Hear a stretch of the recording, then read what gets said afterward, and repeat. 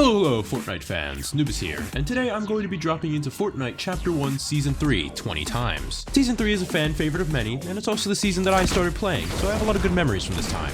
So why don't you join me in a quick little trip down memory lane, and we can just get right into game number 1. At the beginning of this 20 drops, I wanted to torture myself, so we're going straight into Tilted Towers. Even in games that aren't filled all the way, Tilted Towers surely is. So I landed at this brick building. It's not that good, it's honestly up there for one of the worst buildings in Tilted. Even despite that though, it still left me with some pretty decent loot. No shield though. I made my way over to the basketball court and got myself a purple rocket launcher, so I'm a little bit less scared now. Let's be real though, this is early Tilted Towers, so I'm pretty much pooping myself every second I'm exposed to the streets. So I got off the streets and made my way on top of this middle building that would keep getting destroyed every season. This is Tilted though, so no matter where you are, there's always at least one pair of eyes on you. I ran away from that fight because I'm a certified pussy, but even still I ended up running into a guy outside the garage. I put him away. I somehow miraculously made it out of Tilted Towers alive with some pretty decent loot, mats, and health. With 12 people left on the edge of the storm, I was attacked by 2 people at once. Thankfully, my time in Season 2 gave me a PhD in using the rocket launcher. This other guy though, he's gonna be a problem, he seems pretty good. Even while fighting him though, I just couldn't resist this random bystander's nice juicy head. Eventually though, I did have to push into the zone with this guy still on top of me, and he simply was just way gooder than me. In Game 2, I landed at Lucky Landing. It's the only location that's completely new with Season 3. I enjoy Lucky a lot, it gives some pretty solid loot and has some very fun vibes. I default danced my way up to Fatal Fields where I gave this guy a very generous gift of shotgun shells in the face. I also skillfully used this boogie bomb to give myself a chance to lay down some pipe on pipe. In the final circle, I was working on extending this shack of shame when I heard someone crouch walking outside. I was preparing for a long and grueling build battle, but neither he or I expect him to get decomposed like that. Once I was fully built up into a base, I heard the pitters and patters of another youngster outside, and not exactly sure they knew where or even who they were.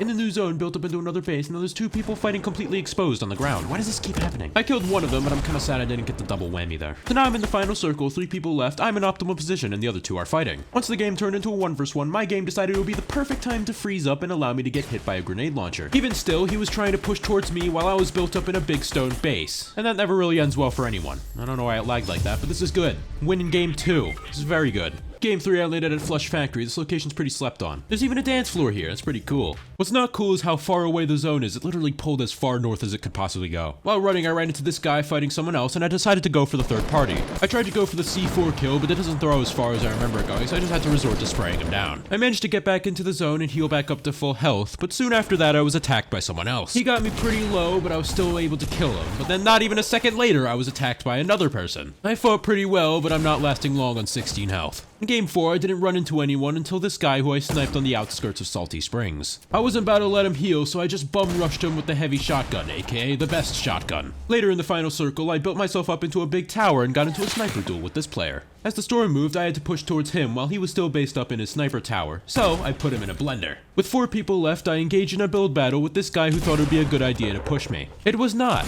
So now there's 3 people left. There's one guy under me and one that I can't see. I decided to lay into the one under me and he went down a lot easier than I thought he would. Come on, man. I wouldn't take that if I were you. Turns out the last guy is just a scared little default, and then he's also on white health. I decided to do a little breakdancing, because I knew this game was already over before I blasted his ass with my shotgun. Game 5, take a look at this. I have a skin! I tracked this man for 3 months straight. Followed his tracks, examined his droppings. It was quite rewarding when I finally took him down. Outside Dusty Depot is where you're pretty much guaranteed to always find a fight. The thing with people who land Dusty though is they pretty much have no loot or are extremely low, so they're easy to take down. I mean, look at this guy, it's like 2/3 through the game. He's just now leaving Dusty, has no shield and pretty much no loot. In the final circle, I tried to sneak up on this guy, but he noticed me, and I miscalculated my trap. I probably miscalculated a few other things as well. Here's a funny story from Season 3. Every single game, I used to go to this valley outside of Tilted to check if Tilted had been hit by the meteor yet. You know, everybody thought it was gonna hit Tilted, and I thought it was just gonna happen randomly one game, because I didn't know how Fortnite worked. What did happen though is that I came down on this player about as hard as the meteor actually came down on Dusty. I don't know, my confidence was just through the roof this game. It probably shouldn't have been, because I did end up getting sniped from 215 meters. In Game 7, I engaged in a pretty intense build battle outside of Greasy Grove. I won, but soon after I was third-partied by yet another person. He got me pretty damn low, but in the end I ended up winning against deleted user 9189892. I didn't run into anyone else until the end game where I got absolutely bodied by a mere Roblox. He had 13 kills, so you best believe I was preying on his downfall. And it got delivered to him by Itis, my man. He's the back-end developer for Era, and he's the GOAT.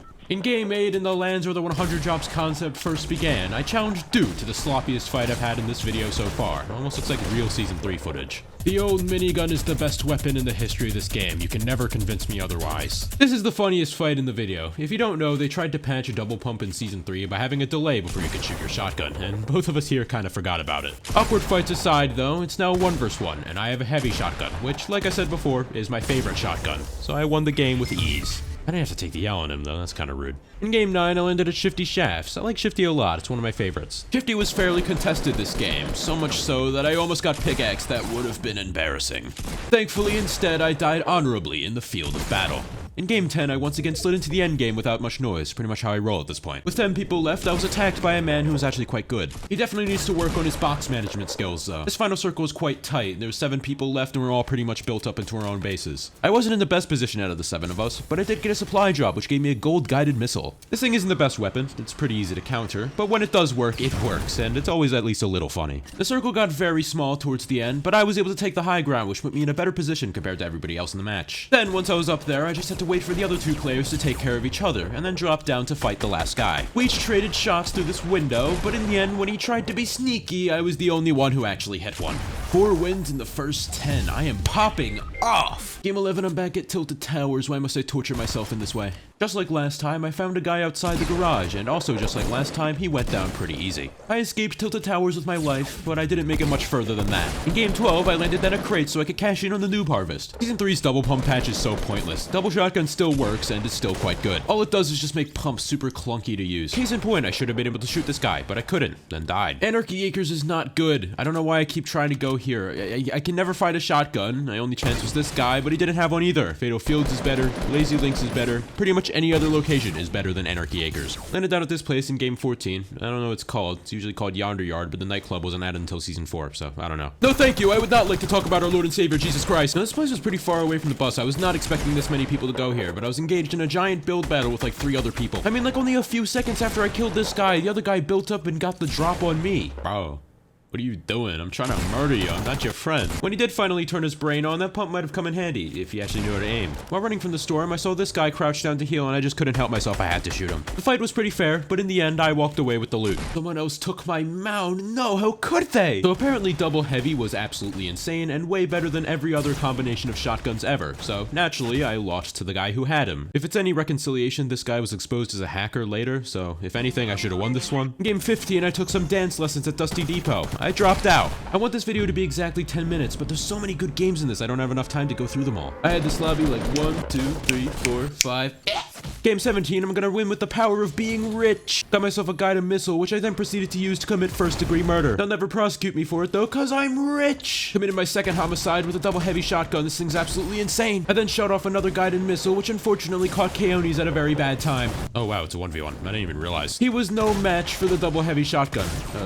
Hello, I'm right here. Shoot at me. Oh, okay. This one goes out to the victims of the guided missile. Oh, hello there. I definitely thought this guy was not still in this tower, so he took me by surprise. Still killed him though. Definitely didn't die in the same spot later. In Game 19, I'm once again landing where I did in my first ever game of Fortnite, because this is only like a week away from the version that I actually started playing in. Unlike my first ever game though, I didn't die young, and I lived long enough to use this guy as a way to show that the burst assault rifle was actually good. I made it all the way over to this area near Tilted, where I both killed someone and also got what I deserved. Alright, Game 20. Usually in videos like this is the point where it's supposed to show that you've improved somewhat, but in this case, I already have a 25% win rate, so I'm happy. So instead, I just put on the John Wick skin, dropped where the 100 drop series began in this version all those years ago, and felt the euphoria.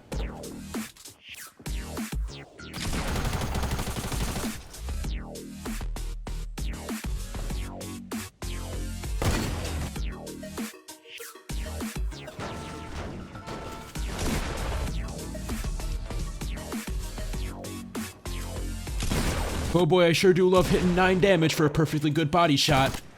Well, whoop-de-doo, there you have it. 20 drops in Fortnite Season 3. This one was a lot of fun to do, got a lot of wins. I mean, come on, 25% win rate. I am not good at this game, so that was really surprising to me when I was able to pull that off. If you enjoyed this video, it would really mean a lot to me if you just hit the subscribe button. I'm on the road to 1,000 subscribers. I'm trying to get monetized, and every sub counts, so it would help me out a lot. I'm also going to start giving ratings out of 10 for every season that I do in these 20 drops.